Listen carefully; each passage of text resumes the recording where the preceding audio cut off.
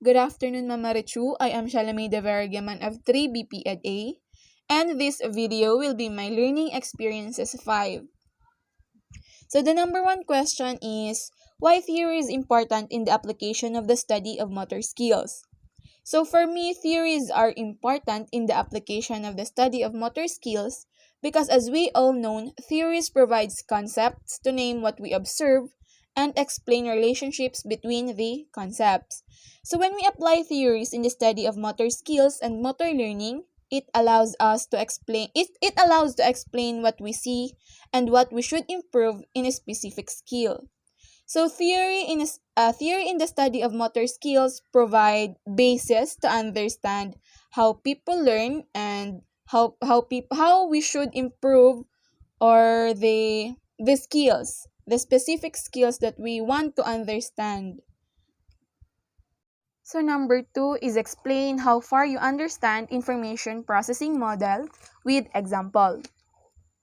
So information processing model, name given to the process that a performer goes through when they make and act on decision. So the information process has 4 processes for the performer. So the first one is the input, second is the decision making, third is the output, and the fourth is the feedback. So let's start sa input where the performer receives lots of information about the environment. So example of this is when you're in a volleyball game. So for example, I am a spiker. Sa team namin, I am the spiker. And I saw that the opponent's blocker is matangkad. So that kind of information, papasok na yun sa utak ko as an input. That the blocker's opponent is matangkad. And I have this setter na maliit. So that kind of information din is mai-input din yon sa brain ko. Next is the decision making. So the decision making where the information analyzed, and here I will attempt to select the appropriate response. So dun sa information na nakuha ko, the next process is the decision making. So magde-decide ako kung ano yung gagawin ko. So dito rin papasok yung memories na, for example, ano yung ginawa ko last time nung merong ding, yung kalaban namin is yung blocker is matangkad din. So yon, yung memories na yon is mare-recall sa utak ko. Then naalala ko that time when I hit the ball in the right side is hindi siya na-block ng opponent's blocker kahit na matangkad. So yun yung magiging decision na gagawin ko. So the third one, sa output naman, so the decision is acted upon. So ginawa ko na yung decision ko sa second process. Next, so I hit the ball in a right side and pumasok yung bola. After that, the next process is the feedback. So sa feedback, the information receives having compiled the response. There are two types of the feedback. So the first is the intrinsic and the second is the extrinsic. So the intrinsic were received from performer's thought or emotions. Then sa extrinsic naman, where a receiver received outside the performers via coaches or the supervisors. Number 3, give an example of an open loop system of information processing in relationship to its definition. So ang open loop is an initiative movement that has no feedback. So it is a memory traced. Open loop, once you started the movement, you cannot change or adjust your position or technique until after you have completed the movement. You may receive intrinsic feedback after the movement decisions are made in the brain. It receives by the muscle which perform the movement. So example ng open loop system is when you're playing a softball game. you are the batter. Kapag ikaw yung batter, once na tinapon na nila yung bola sa iyo,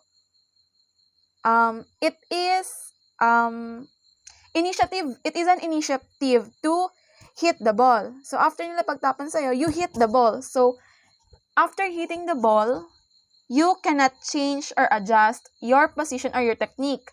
After hitting, once mo lang na-hit yung ball, hindi mo siya mabibigyan ng technique. So, yun yung sa open loop. So, number 4, give one example of closed-loop system of information processing in relationship to its definition. So, ang closed loop, it is a slow movement.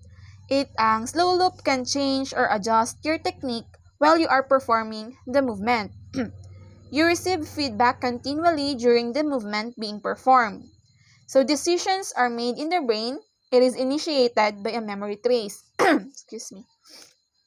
So, example dito sa closed loop is when you're gymnastic, when you're performing a pivot, when you're performing a pivot, kasi you can change the position once na nagkamali ka, you can adjust. For example, when you're performing a pivot, sa pivot, first to do is step your right foot, then pag-ikot mo, di ba sa pag-ikot dapat, sa likod ka na agad nakaharap. But pag nagkamali ka during the pivot, dito ka nakaharap, medyo sa right side mo, you can change the technique in order to perform ng tama. So, kapag pag mali yung ikot mo, you can adjust your right foot na sobrahan. So, yun yung technique na gagawin mo. So, stepping the right and so, ganun. Ganun lang yung sa closed loop. Slow yung movement. You can change the technique.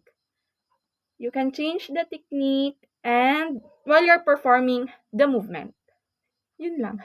So last, number 5, explain how far you understand movement constraints in dynamical system theory. So sa dynamical system theory, there are three constraints. The first one is the task constraints, second, organism constraints, and the third is the environment constraints. So, ang dynamical system theory is in a matter of balance. So, first one is the task constraints where it can seen in distance, height, or amount of tension. So, example natin dito is sa basketball game, specifically sa free throw, when the tension of the ball is not the usual tension, mas bumigat yung bola. For example, mas bumigat yung bola or mas bumilog, mas maraming hangin than the usual. So, sa usual, you can control the ball sa ring. So, masushoot. Pero kapag iba na yung tension niya, you need to mas magiging matagal or mas magiging mabagal yung free throw mo kasi you need to control the ball. So the next one is the distance constraints. So the distance constraints, it can seen in as organism constraints, it's seen in adding weight. For example is sa gymnastic again.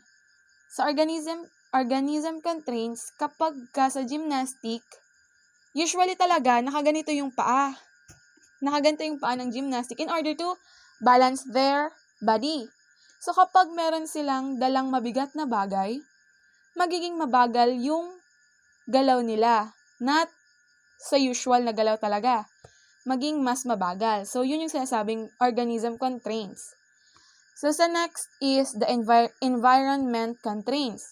So, sa environment constraints naman, it can seen in a double support or noise or surprise. Sa surprise noise. Okay, sa surprise noise, for example, when you're performing a long jump,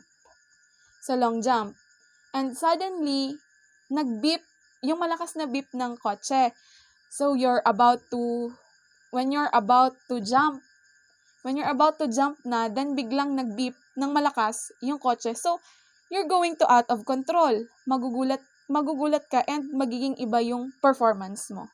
So, yun yung pagkaintindi ko sa constraints ng dynamic system theories.